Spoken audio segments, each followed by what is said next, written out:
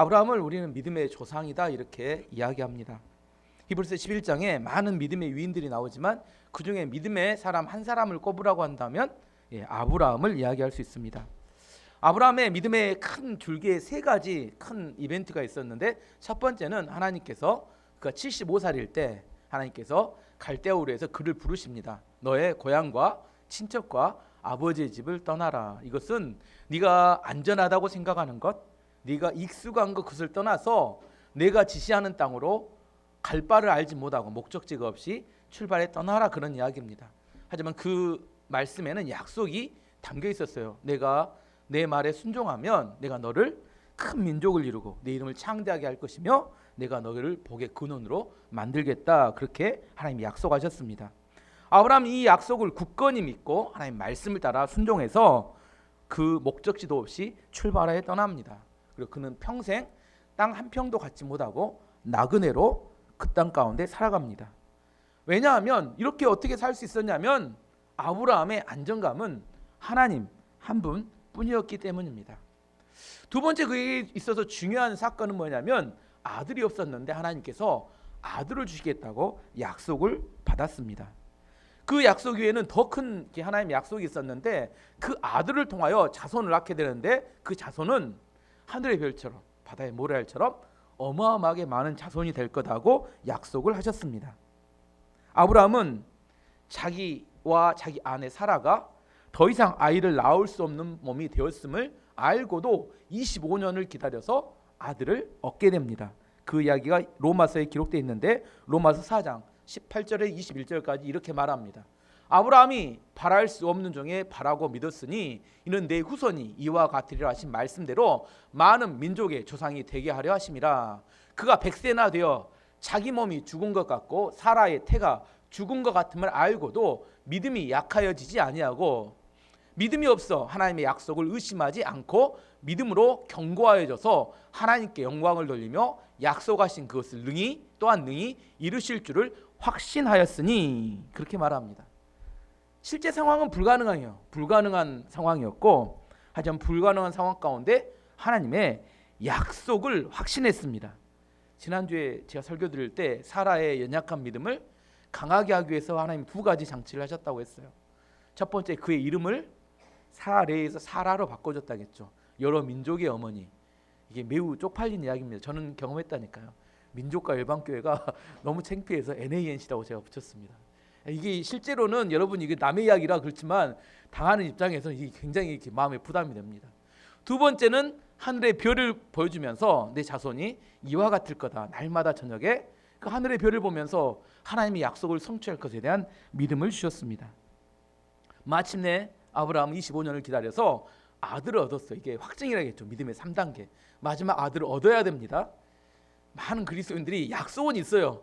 근데 아들을 못 얻고 끝나버리기 때문에 나중에 알쏭달쏭해집니다. 아들을 얻어야 합니다. 여러분에게도 지금 또 나이 붙는 분이 아멘 하면 곤란하고 아들을 얻어야 합니다. 우리의 약속 확증받은 것이 실제로 이루어지는 경험이 있어야 진짜 하나님이 살아계시구나, 이게 확실하게 내가 믿을 수 있기 때문입니다. 하지만 이번 두 번째 단계까지만 해도 아직 믿음의 최절정은 아닙니다. 아브라함의 믿음의 최절정은 아들 이삭을 하나님께 번제로 바치는 과정 중에 그의 믿음이 표현됩니다. 아브라함이 25년을 기다려서 낳았던 아들 이삭은 그에게 있어서 너무 즐거움이었어요. 그는 아들을 볼 때마다 눈에 넣어도 아프지 않을 만큼 너무 사랑스럽고 행복한 나날이 계속 지속되었습니다. 근데 이삭이 17살 정도 되었을 때 어느 날 하나님이 아브라함을 찾아오셨어요. 그리고 아브라함에 명령하십니다.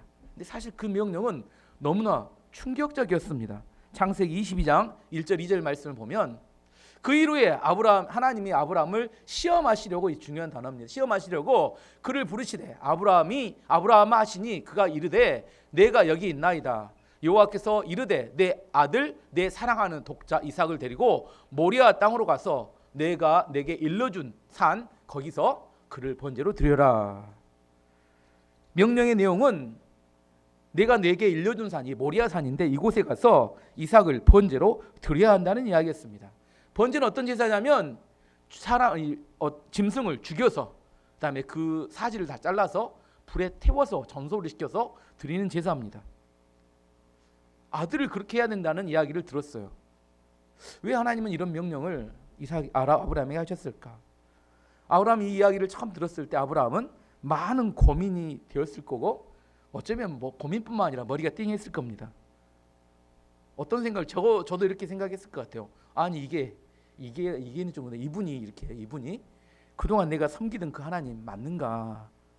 이 합리적인 의심입니다. 그동안 하나님은 한 번도 이렇게 말씀하지 않으셨으니까 이 마귀 아닌가? 왜냐하면 내가 처음 느껴보는 하나님에 대한 느낌이기 때문입니다. 하지만 여기서 분명히 할 것은 우리가 하나님을 다 알고 있지 못한다는 사실을 인정해야 한다는 겁니다. 어떤 분을 보면 자기가 만난 하나님이 전부라고 생각하고, 자기가 만난 하나님이 자기 하나님을 다 안다고 생각하는, 그렇게 이야기하는 분들이 있어요. 사실 우리는 하나님에 대해서 일부분, 그 중에서도 아주 적은 부분만 알고 있을 뿐입니다. 하나님께서 자기 자신을 우리에게 드러내 보여주지 않으면 우리 하나님에 대해서 알 수가 없어요. 내가 아는 하나님은 너무 작은 부분입니다. 그래서 우리가 실제 하나님을 만날 때는 어떤 느낌이 드냐면 생소한 느낌이 들 때가 많습니다. 이게 진짜 하나님 맞나? 이런 생각. 왜냐하면 내가 몰랐던 그 하나님이 자기의 모습을 드러내 우리 가운데 보여주시기 때문입니다. 다행스럽게 우리는 성경을 통해서 하나님 왜 이런 명령을 하셨는지 우리는 전지적 작가 시점에서 이 사건을 이해합니다. 하나님이 오늘 본문 17절에 왜 이런 일을 준비하셨는지 이야기가 나옵니다. 17절 보면 아브라함은 시험을 받을 때, 이 시험이 중요합니다. 처음에도 창세기에도 시험하시려고 이렇게 기록되어 있습니다.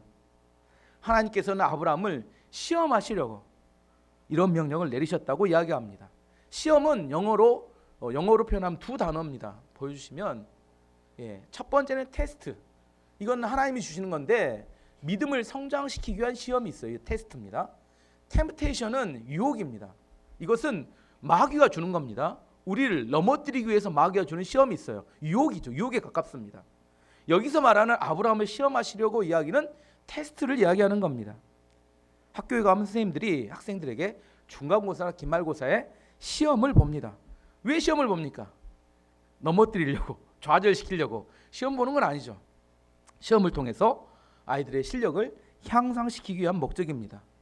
아이들이 학교 수업을 들을 때는 이해가 안 됐던 것들이 시험을 공부하는 중에 이해가 되고 깨닫고 아는 것들이 엄청 많습니다. 그래서 시험을 보고 나면 실력이 향상되기 때문입니다. 하나님께서도 우리를 시험하십니다. 하나님 뭘 하신다고요? 시험하십니다. 우리 안에 믿음이 있는지, 우리 안에 사랑이 있는지, 우리 안에 소망이 있는지 확인하기 위해서 시험하십니다. 근데 사실 좀 더 엄밀하게 영적인 깊은 의미를 이야기해 보면 하나님을 위한 시험이 아니라 우리를 위한 시험입니다. 하나님이 우리의 마음을 모르실까요? 다 압니다. 근데 누가 우리를 몰라요? 사실은 내가 내 자신의 상태를 잘 몰라요. 학생들 보면 시험 보기 전에 지가 1등 될 거라고 이야기합니다. 시험 보고 나면 고개를 푹 숙여요. 왜냐하면 시험 보기 전에는 본인이 1등, 학교 학생들이 많습니다. 본인이 제일 잘한다고. 하지만 시험 딱 보고 나면 진짜 현실을 직면하게 되죠. 내가 1등이 아니었구나. 1등일 사람들이 너무 많은 거죠. 시험을 통과하면서 뭘 알아요? 내 안에 믿음이 있는지 없는지 누가 알아요? 내 자신이 깨닫게 하기 위해서. 내가 믿음의 고백과 그 과정을 통해서 내 믿음이 얼마나 되는지를 알게 하기 위해서 하나님이 우리를 위해서 시험을 준비하십니다. 하지만 하나님의 시험은 우리가 생각한 것처럼 쉽지 않습니다. 그 시험은 믿음으로 받아들이면 너무너무 쉬운 시험이에요. 하지만 이성과 합리성으로 문제를 풀려고 하면 답이 보이지 않고 어렵기만 합니다. 하나님의 시험은 절대로 이성으로 이해되지도 않고 우리가 납득되지도 않고 우리 감정적으로 공감이 되지도 않습니다. 하나님의 시험은, 아브라함이 처했던 하나님의 시험은 25년 동안 기다려 얻었던 아들, 그래서 하나님이 약속했으면 이 아들을 통하여 내 자손이 하늘의 별처럼 바다의 모래처럼 많게 하겠다는 이 약속이 있었습니다. 이건 하나님의 비전이자 하나님의 꿈이자 약속이었어요. 근데 어느 날 갑자기 오더니 이 아들을 번제로 바쳐 나에게 드리라는 거예요. 이게 너무 모순입니다. 이게 이해가 안 돼요. 여러분 이해가 잘 되신가요? 이게 납득이 안, 두 가지가 모순이 됩니다. 부딪히고 충돌이 돼요. 이제 우리 현실 삶으로 돌아가면 우리의 실제 신앙을 살아가는 우리 현실의 삶 속에서는 이런 일들이 너무 많이 발생한다는 겁니다. 하나님의 약속을 주셨어요. 저 약속이 중요하다고 항상 이야기했죠. 그거 받고 너무 좋았어요. 그래 감사하고 찬양하고 기도하고 이제 이 약속이 성취될 날을 기다립니다. 근데 우리가 현실 속에 딱 들어갔더니 약속이 성취되기는커녕 많은 방해와 어려움들만 많이 발생합니다. 딱 느낌에는 약속과 정반대로 간다고 생각하는 느낌이 들어요. 그러면 우리는 이렇게 생각합니다. 과연 하나님은 살아계시는 건가? 하나님의 약속은 과연 성취되는 건가? 이걸 뭐라고 해요? 합리적인 의심이라고 합니다. 과연 이게 뭐 하나님 말이 맞나? 막 이런 의심을 하게 돼요. 좀 더 우리의 삶으로 돌아와 보면 우리가 일생 평생을 살아가며 우리 일생 중에 가장 충격적인 두 가지 시기가 있다고 합니다. 첫 번째는 사춘기, 두 번째는 갱년기. 여기도 해당되는 분들이 많이 계실 텐데 사춘기 이전까지는 사람들이 집에서 뭐라고 해요? 할머니, 할아버지, 엄마, 아빠가 우리 공주님, 우리 공주님, 네가 세상에서 제일 이쁘다, 이쁘다. 사춘기 이전의 아이들은 뭐예요? 그 이야기를 믿습니다. 진짜 자기가 공주인 줄 알고 진짜 네가 세상에 제일 예쁜 줄 압니다. 근데 문제는 뭐냐? 사춘기가 되면 이 깨달은 사실이 뭐예요? 내가 공주가 아니었구나. 내가 그렇게 또 예쁘지도 않구나. 세상에 예쁜 애들은 참 많구나. 내가 공주인 줄 알았는데 뭐였어? 알고 봤더니 시녀나 좀 심하게 말하면 무술이었습니다. 이게 충격입니다. 그래서 청소년 시기를 질풍노도의 시기라고 합니다. 이게 뭐 걷잡을 수 없어요. 마음에 막 감정이 막 오락내락 난리를 칩니다. 왜? 자기가 공주여야 되는데 계속 공주여야 되는데 이게 어느 순간 이렇게 무술이로 떨어지는 그 나락이 떨어질 때는 이게 감정을 주체 못하고 막 폭발을 합니다. 갱년기도 비슷합니다. 자기 마음은 아직도 28 청춘입니다. 근데 온 몸은 이제 이상한 반응이 나타납니다. 피부는 까칠해지고 어깨는 고장나서 병원 갔더니 50견 초기 증상이라고 하고 우리 집에 있는 일입니다. 밤이 되면 잠이 안 와서 이렇게 잠이 안 오고 새벽에 일찍 깨요. 이게 아무리 잠을 잘라게 해도 이게 잘 컨트롤이 안 됩니다. 감정은 또 갑자기 우울해져가지고 막 센티멘탈해져가지고 갑자기 뭐 이상한 음악 듣고 막 그랬습니다. 자식들은 거기에 또 말도 안 듣고 남편은 밖으로만 돌고 그러면서 자기 자신감이 점점점 떨어져 갑니다. 소망이 안 보여요. 이게 내 삶에 소망이 있을까? 마음은 28 청춘인데 몸은 할머니가 되어간다. 이걸 깨달을 때 사실 충격을 받습니다. 갱년기나 사춘기나 공통점이 있습니다. 자기가 처한 현실을 깨달아가고 있다는 겁니다. 받아들이긴 이 힘든 현실을 깨달아갈 때 사람은 두 가지 반응을 보입니다. 첫 번째는 두려움 속에서 현실을 거부하고 도망치는 사람들이 있습니다. 계속 동화 속에서 동화 속으로 숨어들거나 아니면 게임이나 인터넷 이런 가상 공간으로 도망갑니다. 그래서 사람들 만나기 싫어합니다. 그리고 동화 속 주인공이라고 계속 말해주는 그 사람들과 함께 살기를 원합니다. 두 번째는 모순된 현실 속으로 들어가서 기꺼이 현실과 마주하는 사람들이 있습니다. 현실에 들어가게 되면 현실이 있습니다. 내 자신이 있어요. 이 둘이 충돌합니다. 동화 속에 살고 있는 나, 현실.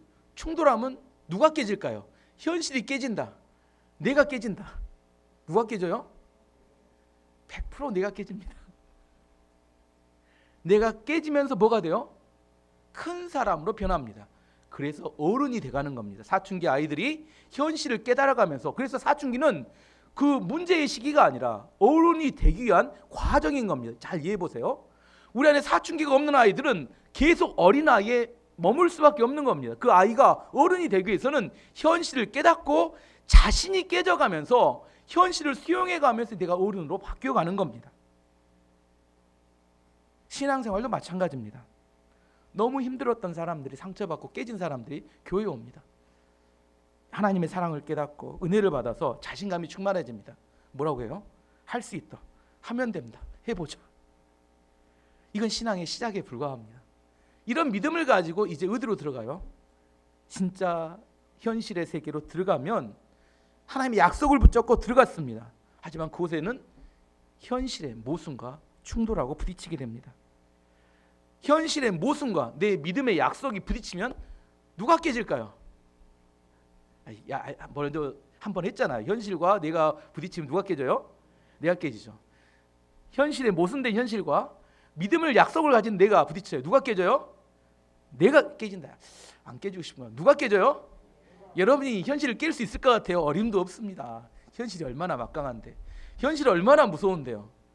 내가 깨집니다. 왜 깨진다고요? 아까 어른이 되듯이 성숙한 믿음을 만들기 위해서 내가 깨지는 겁니다. 깨지지 않으면 절대로 좋은 믿음이 될 수 없습니다. 하지만 내가 믿기 전에, 예수님 믿기 전에 나와 믿은 후에 나는 달라요. 왜냐하면 믿기 전에 나는 내가 싸워서 깨지면 상처받고 정신병 가게 됩니다. 하지만 믿은 후에 나는 깨어졌는데 하나님의 공급이 계속됩니다. 100번 넘어졌어요. 근데 101번째 하나님을 붙들고 일어서면 나중에 보면 그 사람이 승리해서 현실을 무너뜨리고 믿음을 세우는 하나님의 사람으로 변화되어지는 겁니다. 우리 안에 처음에 현실에 들어가서 내가 살아남을 수 있다, 이건 거의 없는 겁니다. 현실의 삶 안에 들어가서 깨어져요. 하지만 넘어지진 않습니다. 포기하지 않아요. 계속 그 길을 걸어가다 보면 깨어지는 내 안에서, 내 힘으로 일어나는 게 아니라 하나님이 약속을 붙들고 언젠가는 일어서게 되기 때문입니다. 세상의 모순을 한 가지만 이야기해 보면, 우리의 인생은 공평한가요? 공평하지 않은가요? 우리 인생은 공평하지 않습니다. 어떤 사람이 태어날 때 얼굴도 예쁘고 키도 크고 머리도 좋고 집안도 좋습니다. 반면 어떤 사람은 태어날 때 키도 작고 얼굴도 별로고 머리는 돌대가리, 집안은 찢어지기 가난합니다. 이게 어떻게 똑같아요? 출발선이 다른 겁니다. 어떤 사람은 이미 한 90% 성공이 보장된 인생이고, 어떤 사람은 밑바닥에서 이거 아무리 노력해도 일어나기 어려운 상황이라고 생각대로 환경에서 태어나는 겁니다. 이걸 어떻게 공평하다고 할 수 있어요? 그런데 한 가지 중요한 것은 출발선이 높다고 인생이 성공하는 것도 아닙니다. 또 출발선이 낮다고 인생이 망하는 것도 아니라는 겁니다. 한 가지 예를 들어보면 우리나라 역대 대통령 12분입니다. 그분 중에서 서울대 출신은 딱 김영삼 대통령 한 분입니다. 그리고 상고 출신은 3명이에요. 김대중 대통령, 이명박 대통령, 노무현 대통령. 이상하게 대학을 안 나오신 분들이 대통령이 돼요. 왜 그럴까요? 모순된 현실 가운데 자신들이 깨어지면서 엄청난 생명력과 지혜가 그들 안에 충만해져 가기 때문입니다. 지금 아브라함의 시험에 대해서 설명하기 위해서 제가 길게 설명하는 겁니다. 아브라함이 시험을 받았습니다. 도저히 이해가 안 되는 모순된 현실로 하나님이 인도하셨어요. 하나님께서 아브라함을 시험하기 원하셨습니다. 아브라함이 이 시험 앞에서 아브라함의 믿음으로 반응합니다. 이게 최절정의 믿음인데, 아브라함의 믿음의 3가지 과정을 거쳐가면서 그의 믿음을 표현합니다. 얼마나 그가 절실하게 하나님을 신뢰했는지를 알 수 있는 3가지 모습이 드러나는데, 창세기 22장 3절 말씀 보면, 아브람이 아침에 일찍이 일어나 나귀 안장을 지우고 두 종과 그의 아들 이삭을 데리고 번제에 있을 나무를 쪼개어 가지고 떠나 하나님이 자기에게 일러 주신 곳으로 가더니, 여기 중요한 게 뭐냐면 아침에 일찍이 저녁에 하나님 말씀 들었어요. 그러고 나서 아브라함이 고민했겠죠. 생각했겠죠. 기도했다고 해야 맞을 수 있는데, 그러고 나서 언제 출발했어요? 아침에 일찍. 왜 그랬을까? 이게 중요합니다. 아내를 피하기 위해서. 이게 답이에요. 아내를 피하기 위해서. 아내와 상의하면 글로 이건 쪽이 납니다. 사라한테 물어봅니다. 하나님께서 이삭을 번제로 바치라겠는데 어떨까? 100% 반대입니다. 저는 확실합니다. 아이들에 대한 엄마의 생각은 100% 안 됩니다. 아브라함도 알고 있었던 것 같아요. 그래서 아브라함은 하나님의 뜻이 분명했던 걸 깨닫고 상의하지 않을 사람을 피해간 겁니다. 잘 생각해 보세요. 여러분 이런 사람이 있어요. 저도 교회에서 보면 자기가 하나님에 대한 약속을 붙잡았는데 분명히 반대가 예상되는 사람이 가서 물어봅니다. 왜 그 사람한테 물어봤을까요?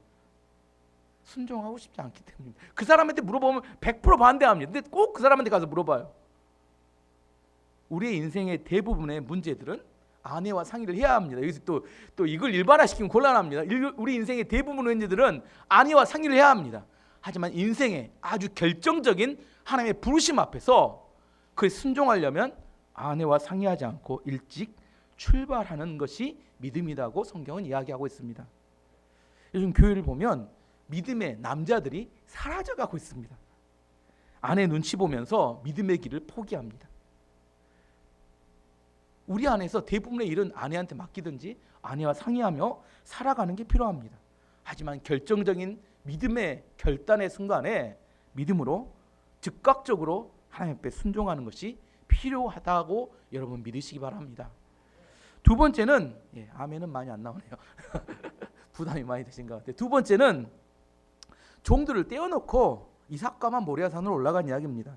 22장 5절을 보면 창세기, 이에 아브라함이 종들에게 이르되 너희는 나귀와 함께 여기서 기다리라. 내가 아이와 함께 저기 가서 예배하고 우리가 너에게로 돌아오리라 하고, 중간에 가다가 이제 거의 다 왔어요. 근데 종들에게 너희는 여기 있으라 하고 이삭만 데리고 올라갑니다. 왜 그랬을까요?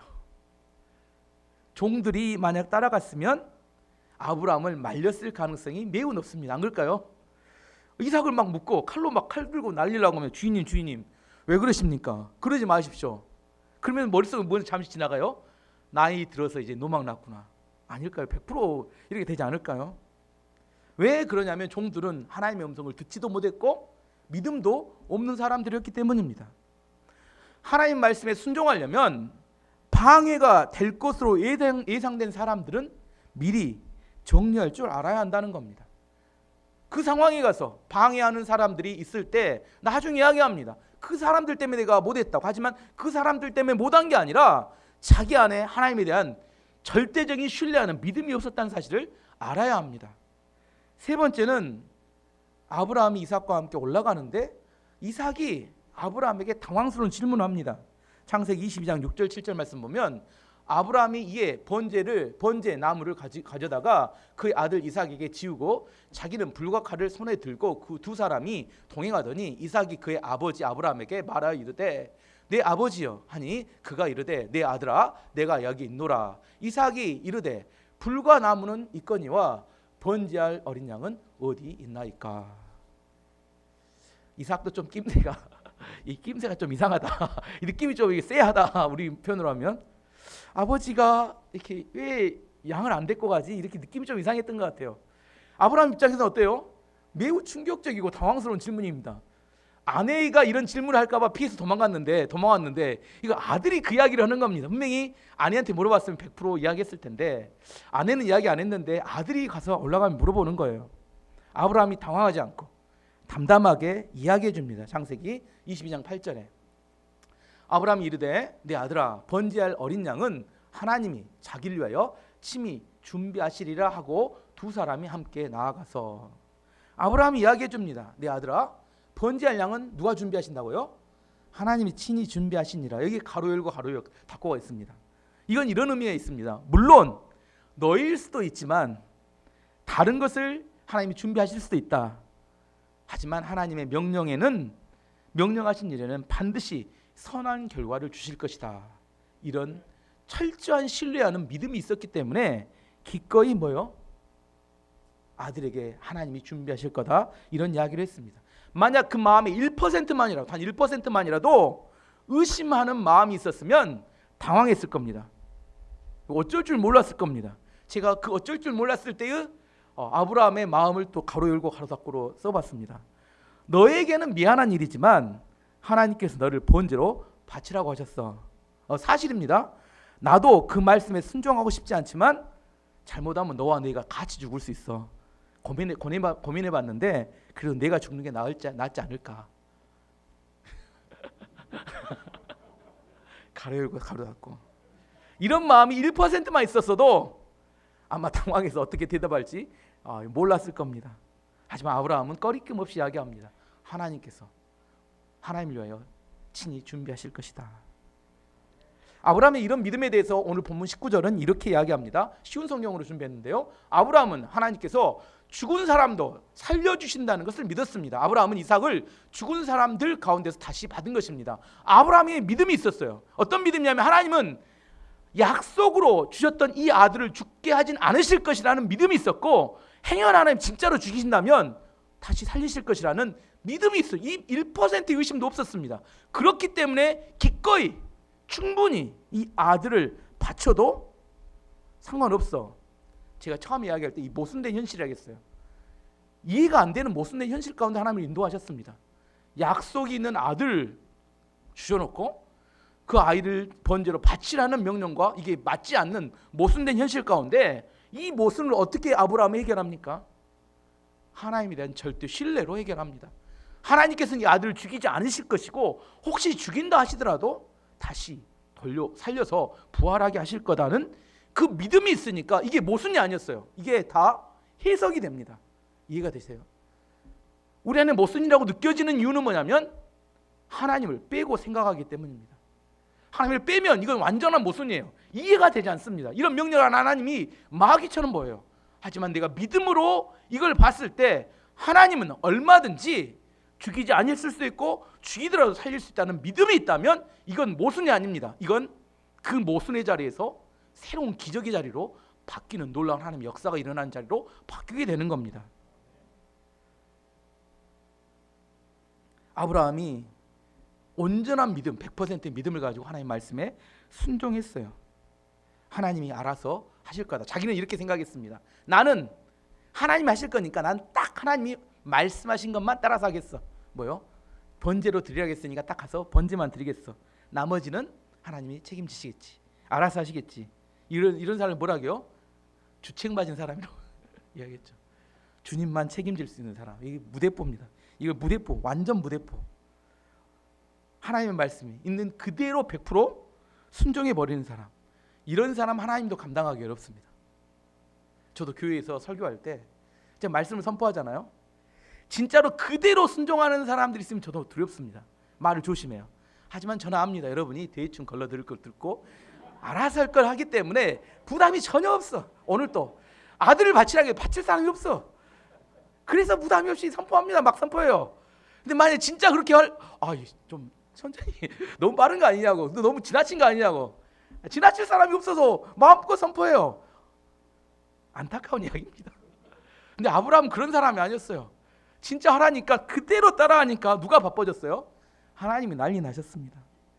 아브라함이 진짜 이삭을 묶어가지고 단 위에 올려놓고 칼을 빼서 죽이려고 하니까 하나님이 바빠지셨습니다. 창세기 22장 11절 12절 여호와의 사자가 하늘에서부터 그를 불러 이르되 아브라함아 아브라함아. 이거 굉장히 빨리 부른 겁니다. 하신지라 아브라함이 이르되 내가 여기 있나이다 하매 이 칼로 내리쳤으면 큰일이에요. 아브라함이 알아들었으니까 다행이지. 사자가 이르되 그 아이에게 내 손을 대지 말라. 그에게 아무 일도 하지 말라. 내가 내 아들 내 독자까지도 내게 아끼지 아니하였으니 내가 이제야 내가 하나님을 경외하는 줄을 아노라. 하나님이 웬만해서 사람 두 번 이름 안 부릅니다. 여러분 두 번 못 들어보셨죠? 하나님이 급하셨습니다. 이거 칼로 내리치면 큰일입니다. 왜? 25년 동안 기다려서 본인도 줘놓고 이 아들이 뭐예요? 하나님의 꿈입니다. 이삭은 아브라함의 꿈이 아니라 하나님의 비전이었고 비전의 통로인데 그걸 아브라함이 죽이면 안 되죠. 이거 살려서 나중에 하나님의 비전의 통로를 삼아야 되는데 근데 아브라함이 이 아들을 죽이려고 하니까 이제 하나님이 바빠져서 이거 하지 마라. 됐다 이제. 이 과정을 통해서 하나님이 이 시험을 출제한 목적을 분명히 알 수 있게 됩니다. 하나님께서는 이삭에게 질투를 느끼신 겁니다. 아브라함이 약속을 줬다 아들을 줬더니 너무 좋아하는 거야 이게. 그래서 아브라함 하나님 마음 가운데 이게 나보다 이삭을 더 좋아하는 거 아니야? 이런 합리적인 의심이 또 하나님도 생기셨던 것 같아요. 그래서 그 마음의 중심이 이삭에게 있는지 하나님께 있는지 이걸 확인하고 싶었던 것 같아요. 그래서 마지막에 하나님 이야기하잖아요. 내가 내 사랑하는 독자 아들도 아끼지 아니하였으니 이제 내가 너의 마음을 네가 나를 경외하는지를 진짜 알겠다. 이게 뭐예요? 이제 모든 시험이 끝났음을 선포해 주는 겁니다. 하나님은 처음부터 이삭을 죽일 생각이 전혀 없으셨어요. 알겠죠? 이삭을 죽이고 싶은 게 아니야. 뭘 알고 싶은 거예요? 아브라함의 마음 가운데 하나님을 어떻게 대하는지 그 마음을 알고 싶었던 겁니다. 하나님이 아브라함의 마음만 알고 싶을까요? 여러분의 마음도 알고 싶을 겁니다. 여러분 잘 생각해 보세요. 여러분의 마음 가운데 뭐가 있는지. 오늘 여러분의 마음 가운데 있는 이삭이 번제단에 드려지기를 원합니다. 아멘을 정말 안 하시네. 드려지기를 원합니다. 이 시험을 통과하고 난 다음에 하나님께서 아브라함에게 진짜 엄청나게 놀라운 축복을 해주십니다. 창세기 20장 16절 18절을 보면 이렇게 축복하십니다. 이르시되 여호와께서 이르시기를 내가 나를 가리켜 맹세, 하나님이 자기를 가리켜 스스로 맹세하는 겁니다. 내가 이같이 행하여 내 아들 내 독자도 아끼지 아니하였은즉 내가 내게 큰 복을 주고 내 씨가 크게 번성하여 하늘의 별과 같고 바다의 모래와 같이 하리니 내 씨가 그 대적의 성문을 차지하리라. 내 씨로 말미암아 천하 만민이 복을 받으리니 이는 내가 나의 말을 준행하였음이라 하셨다 하니라. 이삭이 이 사건 이전의 이삭과 이 사건의 이후의 이삭은 다른 이삭입니다. 같은 이삭이지만 이 사건 이전의 이삭은 아브라함의 아들 이삭이었습니다. 이 사건 이후의 이삭은 하나님의 아들 이삭으로 바뀌게 됐습니다. 이삭의 미래와 앞으로의 삶을 누가 책임질까요? 이제 하나님이 책임지시는 겁니다. 구약에 나오는 4대 족장 아브라함, 이삭, 야곱, 요셉, 이 네 사람 중에 가장 고생을 덜한 사람이 누굴까요? 이삭입니다. 왜 이삭일까요? 이미 이때 하나님의 소유로 넘어가 버린 겁니다. 이제 하나님께서 약속을 보장하셨어요. 이삭은 농사를 지으면 수확이 100배씩 맺었습니다. 그래서 거부가 됐다 성경에 26장에 그렇게 기록됩니다. 이삭은 광야 사막 지역에서 땅을 파면 물이 나와요. 우물을 팝니다. 우물 파기 전문가였어요.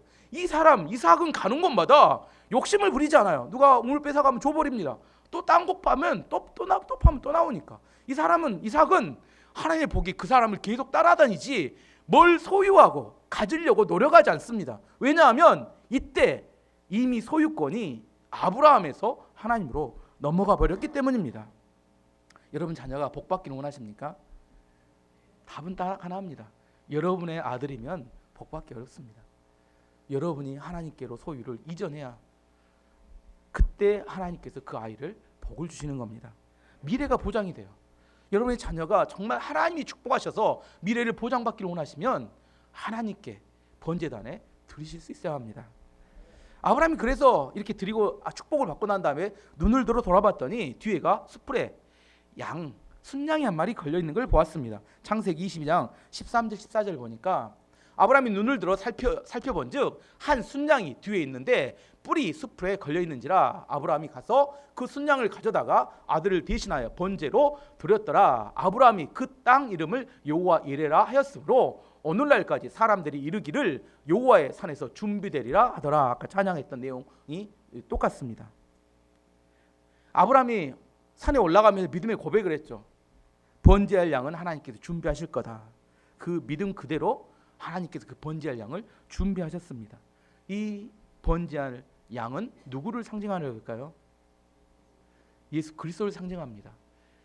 이 시점으로부터 1500년 후에 그 번제를 바쳤던 그 제단이 갈보리 언덕입니다. 사실은 똑같아요. 이 모리아산은 갈보리 언덕이고 그곳에 십자가가 하나 세워지는데 그곳에 예수 그리스도가 달리게 됩니다.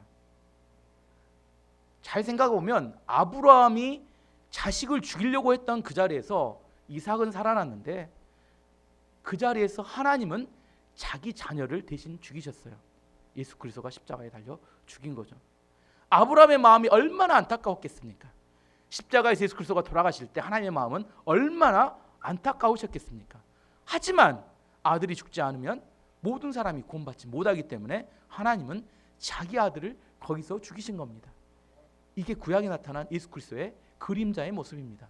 왜 그때 순양이 죽었는지에 대한 설명을 하는 겁니다. 아브라함은 그 땅 이름을 여호와 이레라고 불렀습니다. 여호와 이레는 하나님께서 우리를 위해서 준비하신다는 의미입니다. 하나님께서 아브라함을 모순된 현실로 인도하셨어요. 도저히 납득도 안 되고 이해가 안 되는 일을 직면하면서 그가 그 납득이 안 되는 환경 가운데 깨닫는 게 뭐냐면 그가 만났던 하나님은 뭐냐면 여호와 이레의 하나님입니다. 여호와 이레의 하나님은 나를 위하여 하나님께서 미리 준비하신다는 겁니다. 우리가 미래를 생각하고 앞날을 생각하면 두렵습니다. 과연 믿음의 길을 따라가면 망할 것 같아요. 하나님 말씀에 순종하면 길이 다 무너질 것 같아요. 하지만 하나님이 약속하고 말씀하시는 겁니다. 하나님께서 우리를 위하여 준비하신다. 하나님이 계속 우리에게 약속하시지만 그 약속의 말씀 뒤에는 하나님의 축복이 함께 동반됩니다. 하나님의 약속을 신뢰하고 믿고 따라가야 합니다. 우리가 만나야 될 하나님은 오늘 또 여호와 이레의 하나님입니다. 하나님이 과연 날 위하여 준비하시는가? 모순된 현실이 있는데 그 모순된 현실에서 하나님과 함께 모순된 현실을 바라보면 하나님이 우리 위해서 준비하신 놀라운 축복을 볼 수 있는데 하나님을 빼고 바라보면 절망이고 죽음같이 느껴지게 됩니다. 우리가 살아가고 있는, 제가 실제를 이야기합니다, 우리의 삶의 현실은 모순투성입니다. 아닌가요? 너무너무 모순이 많아요.